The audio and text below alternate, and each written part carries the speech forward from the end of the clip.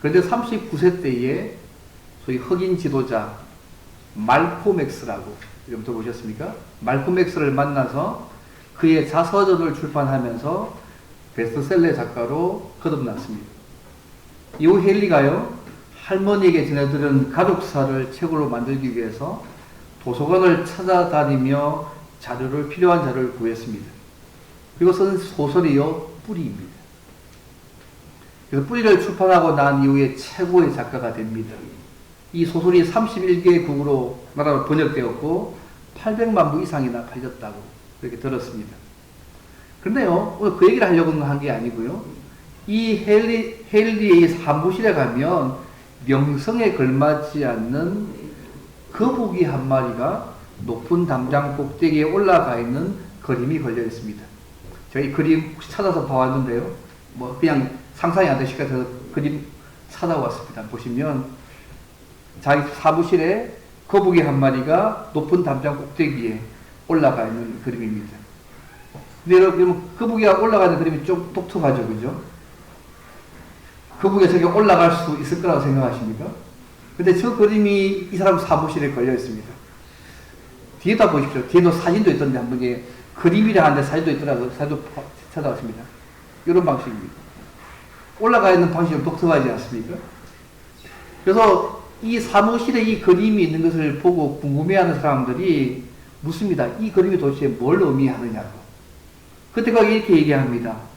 나는 내가 쓴 작품에 대해서 스스로 자화자찬하면서 교만한 마음이 생길 때가 자주 있습니다. 그럴 때마다 이 담장 꼭대기에 올라간 거북이 그림을 쳐다본다는 것이죠. 이 거북이 그림 보시면 거북이가 홀로 저 위에 올라가는 거 쉽지 않은 그림이지 않습니까? 그래서 이 거북이가 이 꼭대기에 올라간 것은 아마 누군가의 도움 때문에 올라간 것이라고 생각하는 것이죠. 그래서 마찬가지로 내가 이렇게 유명한 작가가 된 것도 하나님의 은혜와 도우심이었다는 것을 기억하기 위해서 이 그림을 그려 놓았다고. 그래서 스스로 교만하지 않고 하나님께 감사하는 마음을 언제나 잊지 않도록 하기 위해서라고 그렇게 대답했답니다. 근데 사실 오늘 본문에 보시면요, 이 헨리의 거북이 그림과 같은 내용이 나옵니다. 바로 그것이 드보라의 찬송시입니다. 굳이 사사기 4장이에요. 하나님께서 그죠? 드보라와 바락과 야엘을 통해서 이스라엘 백성을 구원하셨던 베푸신 은혜와 구원의 역사를 다루었잖아요. 굳이 다시 5장에 와서 똑같은 내용들을 다른 관점에서 다루고 있습니다. 4장에서만 우리의 삶에 머무는 것이 아니라 5장은 그 사건에 대한 하나님의 베푸신 은혜에 대한 구원과 우리의 반응을 담고 있는 것이 5장입니다.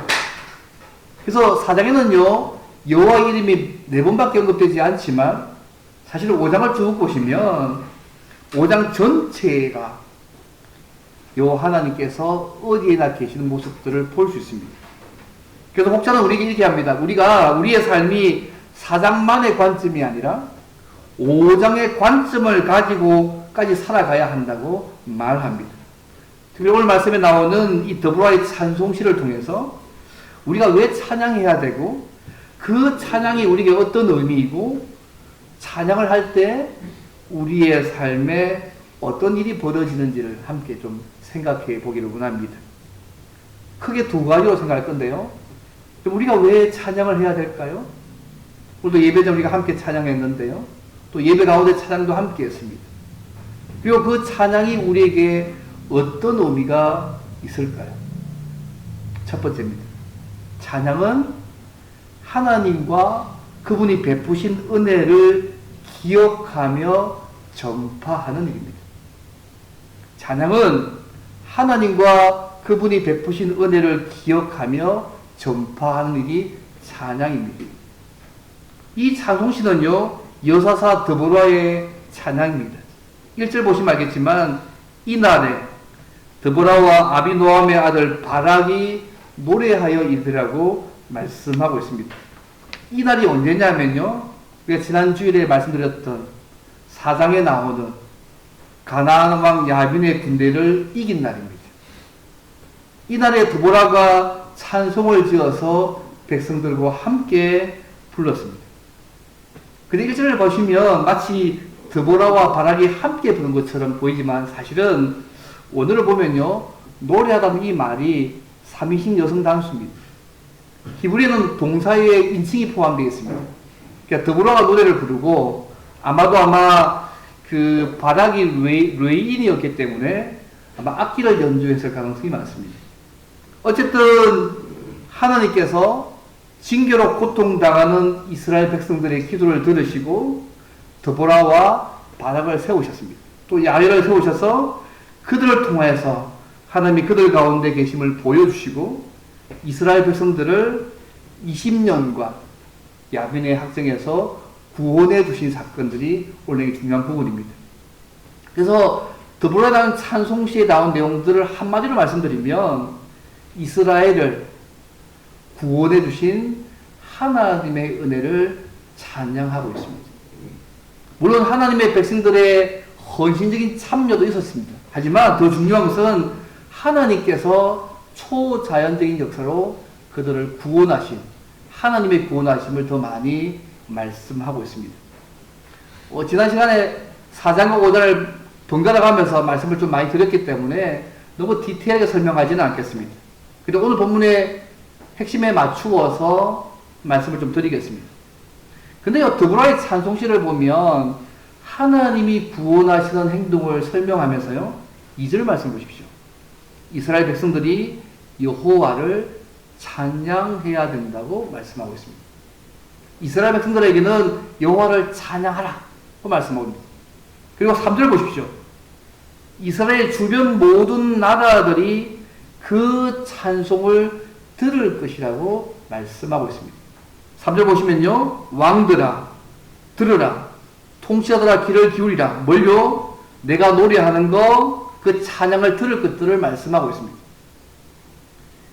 보시면요, 이스라엘 백성들은 직접 하나님을 찬송할 것을 말씀하고 있고, 당시에 믿지 않았던 이방의 사람들에게는 그 찬양을 들을 것을 말씀하고 있는 부분이 좀 다릅니다. 여러분, 찬송이요, 구원받은 자들에게나 구원받지 않는 자들에게 다르게 적용되고 있습니다. 구원받은 자들에게 찬송은요, 하나님이 하신 일들을, 은혜를 기억하고 찬양하는 것입니다. 그러나 구원받지 않는 분들에게는 하나님이 어떤 분인지를 알리는 전도의 성격을 가지고 있습니다. 찬양 자체가 그 성격을 함께 가지고 있는 것이죠. 은혜를 기억하고 찬양할 뿐만 아니라 믿지 않는 분들에게는 이 하나님이 어떤 분인지를 알리고 전파하는 전도의 성격을 찬양이 가지고 있는 것을 오늘 2절과 3절이 말씀하고 있습니다. 여러분, 이 드보라의 찬송시의 핵심은 하나님께서 당신의 백성들을 구원하셨다는 것입니다. 4절과 5절 말씀은요, 그들을 애굽에서 인도하여 내셔서, 그죠, 광야에서 살게 하시고, 또 그들을, 그죠, 구름기로 인도하시고, 물을 주시고, 그들과 쉽게 하면 그 언약을 맺으신 그 사건들을 4절, 5절이 말씀하고 있습니다. 그래서 언약을 맺었을 때에 그 산들이 진동하고 모든 백성이 하나님 앞에서 들었던 그 사건들을 4절과 5절이 말씀합니다. 근데 이런 하나님의 백성들이 범죄해서 고통을 당합니다. 6절 말씀이지 않습니까? 징계받아서 가나안 양 야빈의 지배하에서 자기가 거리도 다닐 수 없고 비참한 상황 속에 빠지게 됩니다. 그들이 간구했을 때 하나님께서요, 그 위의 사람들은 드보라를 세우시고 바락을 세우시고 또 이방 여인 야훼를 통하여서 이 이스라엘 백성들을 구원해 내시는 그 사건들을 13절부터 27절까지 쭉 말씀하신 내용들이 그 이후의 내용들입니다. 그래서 하나님께서 건기 때에 하늘에 폭우가 쏟아지게 만들어서 철병거 900성을 무용지물로 만들어 버리시고 이스라엘 백성들이 대성하게 만드신 그 사건들을 기록하고 있습니다. 그리고 그 시스라인 대장군은요, 이방 여인 야훼를 통해서 죽이시는 장면들이 27절까지 쭉 되어 있습니다. 한마디로 이 드보의 찬송시를 쭉 보시면 하나님께서 이스라엘 백성들을 구원하셨다는 것들을 보여줍니다. 제가 오늘 이 얘기를 왜 이렇게 말씀드리냐면요. 더보라의 찬송시의 내용 자체가 구원해 주신 하나님이 어떤 분이신지를 고백하고 있고 하나님께서 이 당신의 백성들을 어떻게 구원하셨는지를 담고 있다는 것입니다. 그런데 중요한 것은 우리가 하나님께 드리는 찬송의 내용에도 이런 고백의 내용이 함께 담겨져야 한다는 것들을 말씀드리고 싶어서 이 말씀을 간단히 설명했습니다. 여러분, 우리가 드리는 찬송에는요, 하나님이 어떤 분이시고, 하나님의 행하신 크신 구원의 일과 하나님에 대한 믿음을 담아줘야 합니다. 그냥 모두가 부르기 때문에 부르는 찬양이 아니라 그 찬양 속에는 분명히 우리가 섬기는 하나님이 어떤 분이시고, 우리가 어떤 일을 행하셨고, 그분에 대한 믿음이 그 찬양 속에 담겨져야 합니다. 그래서 우리가 부르는 찬송은 어떤 의미에서요, 이런 하나님과 하나님께서 베푸신 그 사역들을 우리의 삶 가운데 노래해야 합니다. 여러분, 이사야 43장에 보시면 이런 말씀 있잖아요. 이 백성은 내가 나를 위하여 지었나니 나를 찬송하게 하려 함이라고 말씀하지 않습니까? 왜 드보라가요 이 찬송시를 지어서 함께 부르고 있을까요? 첫 번째는요, 하나님이 어떤 분이신지, 그분이 어떤 일을 하셨는지, 그 베푸신 은혜를 기억하게 하기 위해서 이 찬송을 부르고 있습니다. 사실 우리는요, 은혜 망각증이 있지 않습니까? 하나님 베푸신 은혜에 대해서 잘 잊어버립니다. 매주를 드린 이 예배도, 이 주일도 어떤 의미에서 그 은혜의 망각증을 때문에 주어지는 하나님의 은혜의 도구기도 하지 않습니까? 성사시도 마찬가지고, 찬송도 어떤 의미에서 마찬가지입니다. 우리가 늘 예수님 안에서 우리가 받은 구원을 기억하고 그 하나님을 찬양해야 합니다. 우리의 찬양을 통하여서 하나님과 베푸신 그 은혜를 날마다 기억하고 내가 계속적으로 하나님만 의지하며 살아가야겠다는 믿음을 찬양 가운데 고백할 필요가 있습니다. 이러한 찬송이요, 구원받은 자들에게는 신앙 고백이고요, 믿지 않는 자들에게는 하나님을 전파하는 복음의 성격을 가지고 있습니다. 이것이 찬양이요, 세상의 노래와 다른 차이점입니다. 여러분, 세상의 노래 보세요. 인간을 노래합니다. 인간을 높이고요, 인간의 쾌락을 주로 노래합니다. 인간의 욕구를 얘기하기도 하고요, 인간의 사랑과 소망을 노래로 표현합니다. 심지어 자연의 아름다움을 표현하기도 합니다. 하지만 그 자연을 주신, 인간을 만드신 하나님을 노래하지는 않습니다. 이번 성경에요, 하나님을 찬송하는 노래와 인간을 노래하는 노래가 나와 있거든요. 처음 여러분, 성경 최초의 노래가 인간이 만든 노래가 있잖아요. 라멕의 노래. 창세기 4장에 나오는, 창세기 4장 23절과 24절에 나오는 인간의 최초로 만든, 인간이 만든 노래가 있습니다. 라멕이 부른 노래예요. 핵심은 무엇입니다? 내가 가인보다, 아벨을 죽인 가인보다 더 악한 일을 해도 자신은 죽지 않는다는 것을 찬양합니다. 인간의 교만함을 하나님 앞에서 철저하게, 내가 가인보다 더 악한 일을 해도 나는 결코 죽지 않아, 그걸 노래로 만든 것이 라멕의 노래입니다. 그것이 여러분 인간의 노래와 찬양이 다른 점입니다. 그러나 우리는요, 하나님을 찬양하지 않습니다. 왜냐하면 우리가 하나님의 은혜로 예수 안에서 구원을 받았다는 그 사실을 가지고 있고, 또 우리 모든 것이 하나님께로부터 나온다는 그 사실을 믿기 때문에 그 하나님과 베푸신 은혜를 기억하고 그 하나님을 찬양합니다. 그래서 우리의 찬양 속에는 하나님에 대한 고백과 그분이 하신 일에 대한 고백이 담겨져 있는 거 아니겠습니까? 이번 찬양 부르실 때 그렇게 고백하고 있지 않으십니까? 뭐 앞에서 김창호 봉사 그냥 부르니까 그냥 따라 부르십니까? 뭐 그렇지 않으실 거 아닙니까? 그 가사의 내용이 나의 고백이 되도록 찬양하시죠. 찬양하고 계시지 않습니까? 돌바로 이 찬송지를 지은 중요한 부분이 그것입니다. 하나님과 그분이 베푸신 은혜를 기억하고 그것을 전파하기 위해서 이 돌바 찬송시를 지어서 백성들과 함께 부르고 있다는 사실을 잊지 않으시면 좋겠습니다. 이번 성도의 삶의 특징 가운데 한 가지가 찬양 아닙니까? 찬송하는 삶. 여러분 항상 찬송하는 삶들을 잘 살고 계시죠? 아침에 일어나면 찬송, 저녁에 잘 때도 찬송하시고 계시고 있는 거 아닙니까? 그죠? 목사는 그렇게 믿겠습니다. 그죠? 우리가 기쁜 일이 있을 때만이 아니라 고통과 절망 가운데서도 이 찬양을 우리가 잊어버리지 않지 않습니까? 우리가 찬양할 때 항상 우리의 마음을 하나님께로 향하게 만들어 갑니다. 하나님만을 사모하게 만들고 하나님의 은혜를 기여하고 누리게 만드는 통로가 여러분 찬양입니다. 날마다 하나님께서 우리에게 베푸신 은혜를 기억하고 날마다 그 하나님 앞에 찬양하시면 좋겠습니다. 내가 노래 잘 못 부르면요 그냥 읽으셔도 괜찮지 않습니까? 시편을 쭉 읽어나가는 것도 좋은 방법이고요. 아니면 그 찬송가를 들으면서 함께 그것을 내가 함께 따라서 하는 것도 함께 고백이지 않습니까? 다양한 방법이 많습니다. 중요한 것은 뭐냐면 하나님과 그분이 베푸신 은혜를 기억하고 그 하나님 앞에 드려가는 찬양이 우리 찬양의 대표가 있다는 것입니다.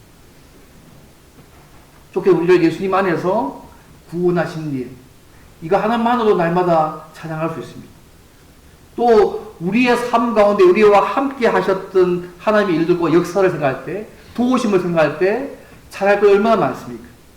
또 우리가 말씀과 기도 가운데 주신 하나님의 은혜와 회복과 도우심, 그것만 기억해도 하나님께 날마다 찬양할 이유들이 많이 있습니다. 사실 우리가 알지 못하지만 우리의 삶 전체를 붙드시고 있는 하나님을 볼 수가 있다면 내가 하나님의 은혜로 살고 있다는 부분들을 깨닫게 되어지고 찬양할 수밖에 없습니다. 혹시 우리의 삶 가운데 하나님을 향한 찬양이 혹시 약해져 계신다면 혹시 그 이유가요? 그분께서 나에게 베푸신 은혜를 내가 너무 당연한 것으로 잊어버리고 있는 것은 아닌지, 더 나아가서 우리의 삶의 모든 배후에 계시는 하나님의 손길을 내가 보지 못하기 때문에 아닌지 생각할 필요가 있습니다. 찬양은 하나님과 그분이 베푸신 은혜를 기억하게 합니다. 그걸 바라보면서 그 하나님 앞에 우리의 마음을 들어가는 것이 찬양입니다. 과거는 묻지 않겠습니다. 오늘부터라도 하나님께서 우리에게 베푸신 은혜를 기억하고, 쫓게는 예수님 안에서 베푸신 그 하나님의 사랑과 은혜를 기억하고, 만사에 우리의 삶의 모든 그 배후에 계시는 그 하나님을 날마다 바라보시고 날마다 찬양의 삶을 사셔서 그 하나님을 전하는 삶을 살아가는 저 여러분들이 좋겠습니다. 이 첫 번째입니다. 찬양은 하나님과 그분이 베푸신 은혜를 기억하고 전파하는 일이다. 찬양할 때마다 이 고백이 되면 좋겠습니다. 그럼 남은 두 번째로, 왜 우리가 함께 하나님을 찬양해야 될까요? 오늘 보면은 또 하나의 모습을 이야기합니다. 두 번째 찬양은요, 하나님이 행하신 일에 믿음으로 계속 참여하고 은혜를 누리는 일입니다. 찬양은 하나님이 행하실 일에 믿음으로 계속 참여하고 은혜를 누리는 통로이기도 하고 일입니다.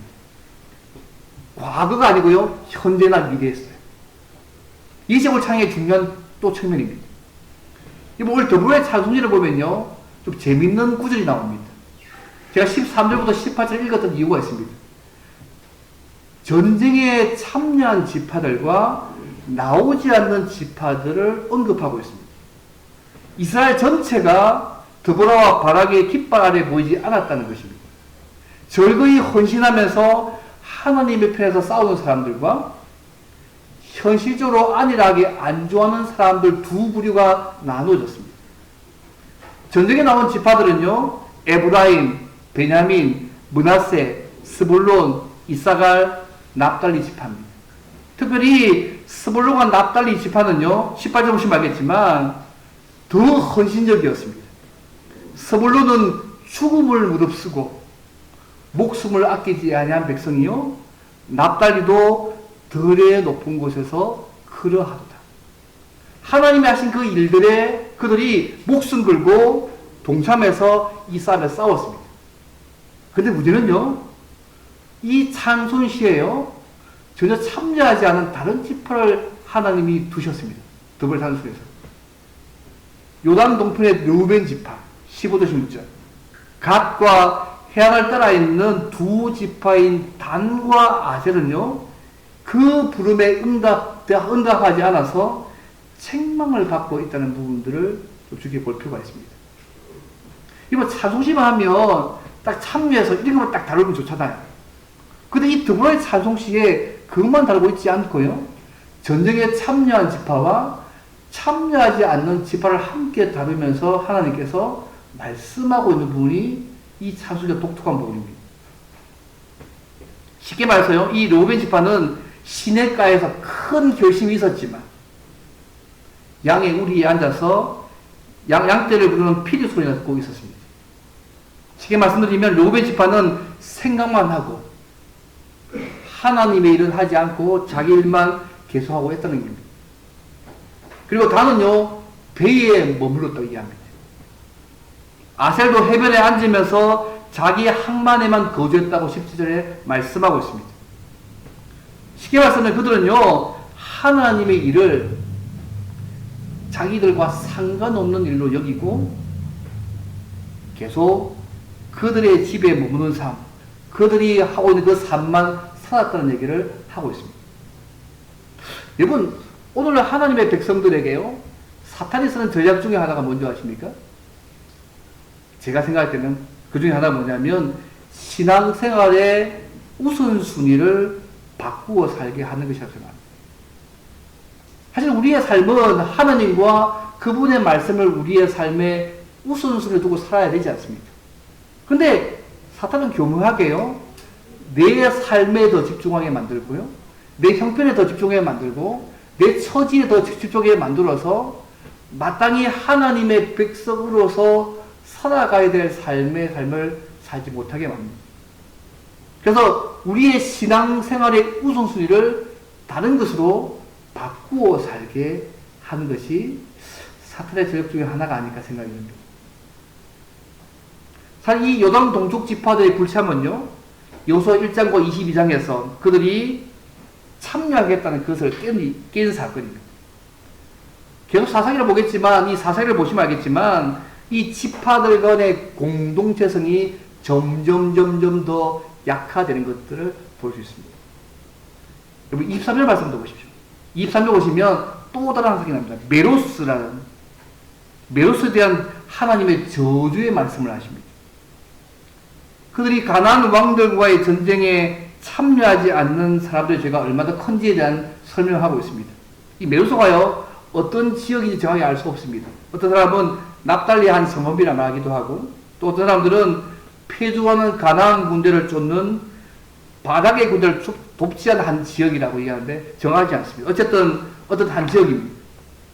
여러분 17절 보시면 여호와의 사자의 말씀에 메로스를 저주하라. 너희가 그덕그덕 그 주민들을 저주할 것은 그들이 와서 여호와를 돕지 아니하며, 그 다음 여호와를 도와 용서를 치지 아니함이라고 말씀하고 있습니다. 여러분, 메로스의 죄가 뭘까요?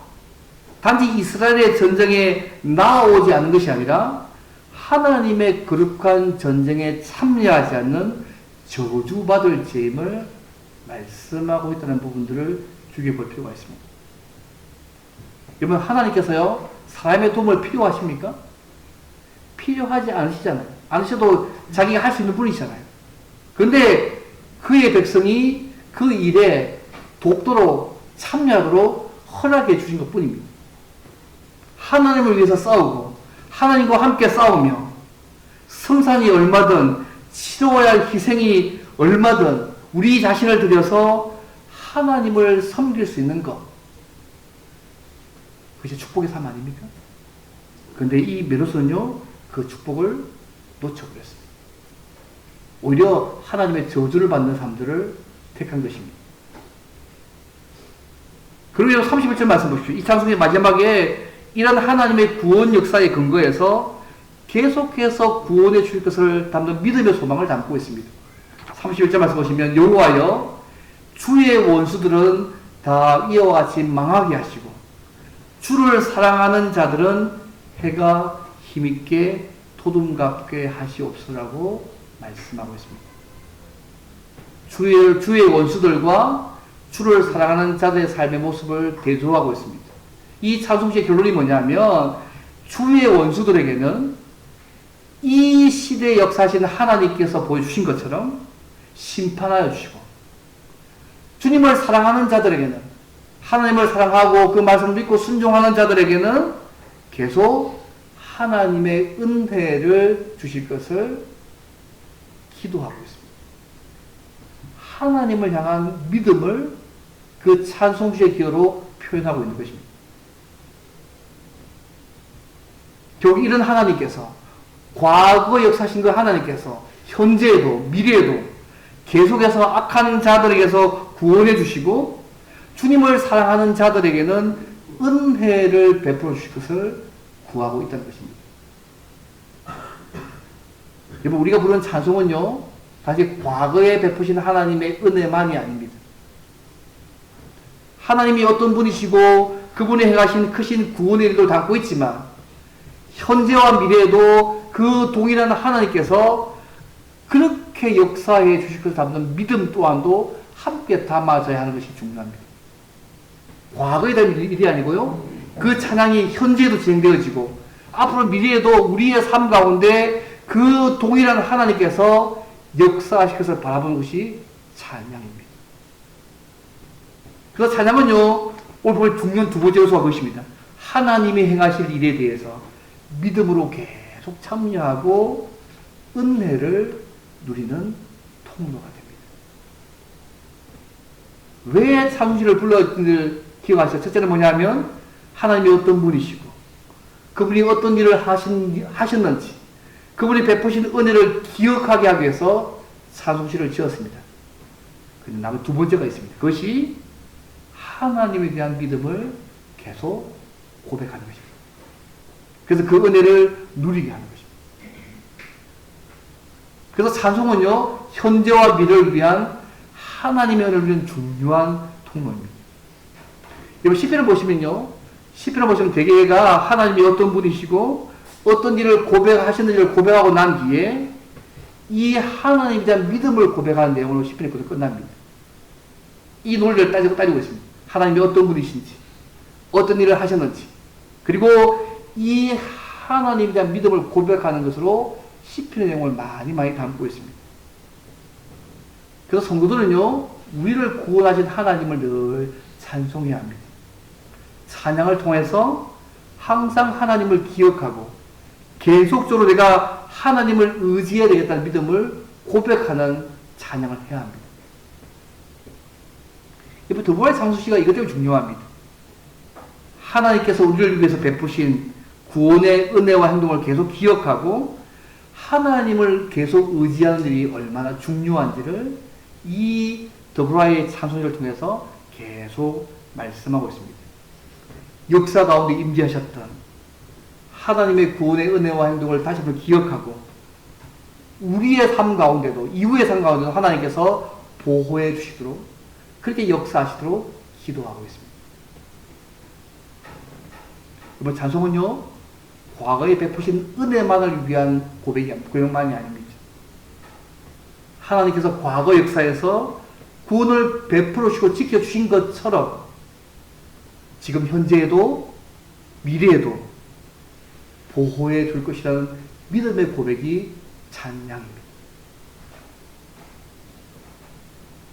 그래서 오늘 우리가 예배 가운데 찬양을 함께 부르는 거, 또 예배에 함께 찬양을 함께 하는 거, 성경에 기록된 하나님의 그 하나님을 찬송을 통해서 기억함으로 과거에 구원을 주신 그 구원을 주신 대로 동일하게 우리의 삶 가운데도 구원해 주시고 도와주실 것을 믿는 믿음의 고백이 우리의 찬양입니다. 여러분, 이런 하나님의 구원 사역을 기억하고 그분께 대한 믿음을 고백하고 찬송 부를 때 어떤 일이 벌어질까요, 여러분? 찬송을 부를 때 무슨 일이 벌어지나? 벌어집니다. 여러분, 역대 20장의 사건 아시지 않습니까? 역대 20장에 보시면 알겠지만 아마 이 드보라의 찬송시도 이 사사기 시대에 계속 불려졌으면 아마 그들 삶 가운데 계속해서 이런 하나님의 능력을 경험할 수 있었을 것입니다. 아마 그 이후에 그들에게 살지 못했기 때문에 이 능력을 못 누린 것이죠. 역대 20장에 보시면 여호사밧 시대에 모압과 암몬과 세일산에 가는 자들 연합해서 서러웠던 전쟁이 있습니다. 이때 여호사밧과 온 백성들이요 기도합니다. 그리고 노래하는 자들을 택해서 거룩한 옷을 입히고 찬송하게 합니다. 그 찬송의 내용이 이것입니다. 여호와께 감사하세요. 그 인자하심이 영원하리로다. 연합군이 쳐들어왔을 때에 그냥 전략을 짜서 싸움 태신을 하는 게 아니고 기도하고 노래하는 자들을 택해서 거룩한 입을 놓고 찬양하는데 그 찬양이 뭐냐면 여호와께 감사하세요. 그 인자하심이 한번 우리를 사랑하시면 끝까지 사랑하시는 약속을 시킨 그 인자하심이 영원함이라고 찬양합니다. 과거 역사 가운데 구원을 주신 하나님께서 동일한 구원을 베풀어 주실 것을 구하는 것입니다. 과거의 큰 능력으로 온 천하를 만드시고 통치하신 하나님, 큰 능력으로 홍해를 가르시고 이스라엘을 구원하시고 애굽을 멸하신 하나님을 기억하고 동일하게 그 은혜를 베푸실 것을 믿음으로 바라보며 찬송합니다.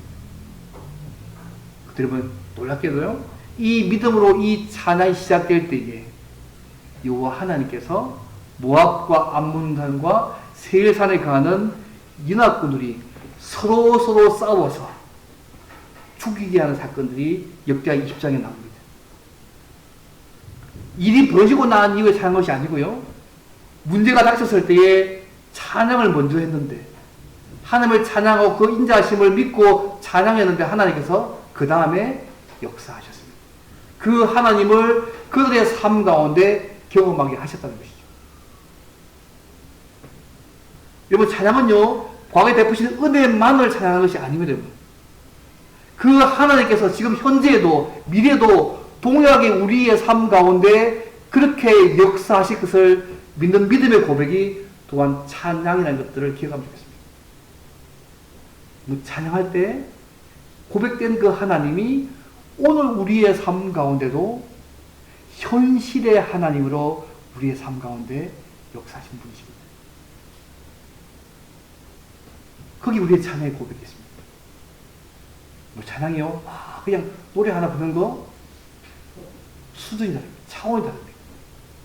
그 찬양 가운데 하나님의 은혜가 있고 역사가 있고 하나님께 베푸신 놀라운 은혜의 능력들이 찬양 가운데 벌어집니다. 지금 드보라의 찬양시가 그걸 담고 있습니다. 그래서 계속해서 우리가 하나님의 하신 일에 믿음으로 계속 참여해서 하나님의 은혜를 누리자고, 기도할 때 이렇게 할 때에 그걸 사랑할 때 이렇게 역사하신 하나님을 찬양으로 하면서 이 하나님을 얘기하고 있는 것입니다. 예, 그것이 오늘 우리의 삶과도 마찬가지지 않겠습니까?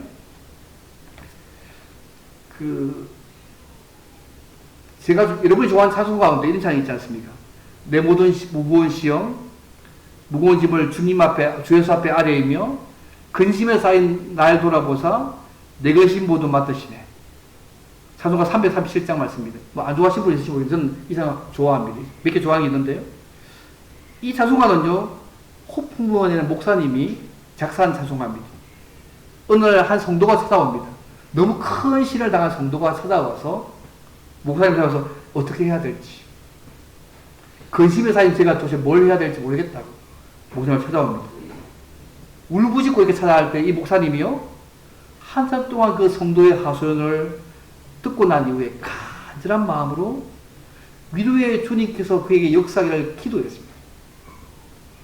기도했죠. 그렇게 오래 기도하고 난 이후에요, 갑자기요, 이 성도가 끝나고 난 후에 밝은 얼굴을 하면서요, 이 목사님이 이렇게 얘기하는 거예요. 그래, 목사님, 이 무거운 짐을 나 홀로 질 것이 아니라 예수님께 맡겨야 되겠다. 기도하고 난 이후에 이 문제가 온 이 성도가요, 기도하고 난 이후에 그의 고백이 뭐냐면, 목사님, 이제는 이 무거운 짐을 나 홀로 질 것이 아니라 예수님께 맡겨야 되겠다. 이 성도가 나고 난 이 목사님이요, 영감이 떠올라서 작사한 곡이 이 찬양입니다. 무거운 짐을 나 홀로 지고 견디다 못해 쓰러질 때 불쌍히 여겨 구원해 줄리 은혜의 주님 오직 예수. 주님만이 이 모든 분에서 구원하고 건지실 분이라는 고백들을 이 찬양에 담은 것이죠. 근데 이 고백이요, 그만의 개인의 고백일까요? 우리가 고백할 때 우리의 삶 가운데도 이렇게 역사해 가실 하나님을 우리의 삶 가운데 함께 누릴 수 있습니다. 말씀을 맺겠습니다. 애가 오기 때문에 말씀을 맺겠습니다. 그런 건 아니지만 말씀을 맺겠습니다. 사랑하는 성도 여러분, 날마다 하나님의 은혜를 기억하고 믿음으로 살게 만드는 더보아의 찬송시 같은 여러분의 찬송가가 무엇입니까? 내가 이 찬송만 부르면 하나님의 은혜가 막 기억되어지고, 내가 하나님 다시 의지하고 믿음으로 살고 믿음으로 살게 만드는 그 찬송가 무엇입니까? 어떤 분은 나 같은 죄인 살리신 말씀하기도 하고요, 어떤 분은 너거신 걱정 말라고 말씀하기도 하고, 각 사람마다 다르더라고요. 여러분 어떤 찬송가 있습니까? 이 찬송만 부르면 하나님의 은혜가 막 찬송 기억되고 막 힘을 얻고, 내가 이제 약하지만 힘들지만 내가 계속해서 믿음으로 살아야지, 하나님 의지하고 믿음으로 살아야지, 이 하나님 의지한 믿음이 생기는 찬송가 무엇입니까?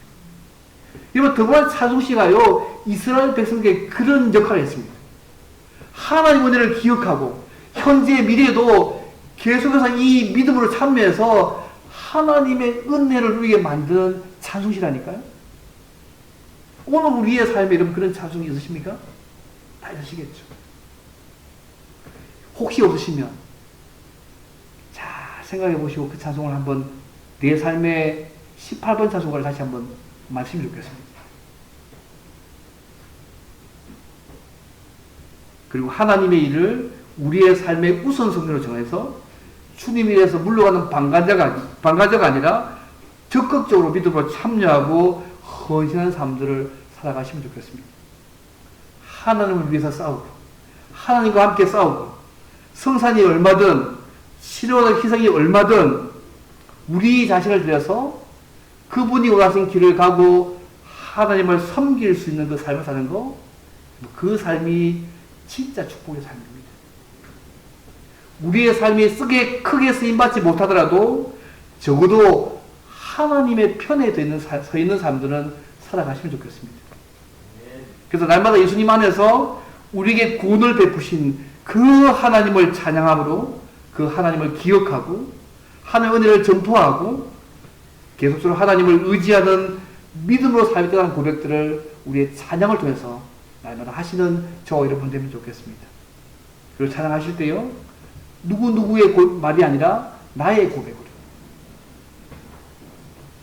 나의 고백이 되어지고 내가 만난 하나님의 은혜에 대한 고백이 되어져서 찬송을 통해서 우리가 하나님을 더 깊이 만나는 삶들을 살아가는 우리 삶이 되면 좋겠습니다. 그래서 우리의 모든 삶 속에서 하나님께 찬양하는 시간들이 더 많아져서 날마다 성경 속의 하나님을 우리의 삶 속에서 날마다 만나는 놀라운 은혜와 체험들이 우리의 삶 가운데 날마다 풍성해지는, 누려져가는 저와 여러분 되시기를 주 이름으로 바랍니다. 함께 기도하겠습니다. 하나님, 예수 믿게 하셔서 감사합니다. 우리가 찬양할 이유 주셨는데 날마다